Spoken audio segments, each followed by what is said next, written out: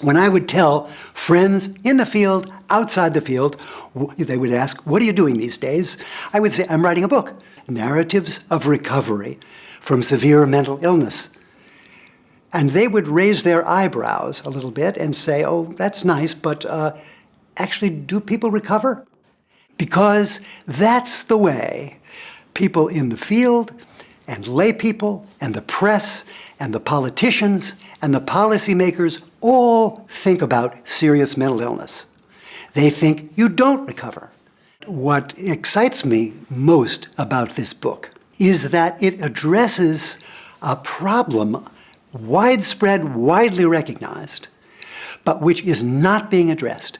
One transgendered man, for example, who had never really acknowledged this to anybody, not to his family, or really to himself. When I met him, he was a typical 21-year-old girl who had, young woman who had been doing home health aid work and who had quit the work and looked a little depressed.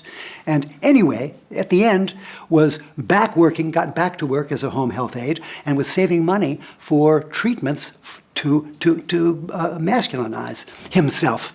Another patient with schizophrenia and substance abuse in his history, not abusing drugs anymore, 50 years old, but no question he had schizophrenia. He comes to see me. Somebody, one of my predecessors in this organization, had gotten him to get his GED, where a teacher at one of the branches of City College of New York, York College, had said, you should go to college. And when I met him, he was somewhere in his sophomore year of college.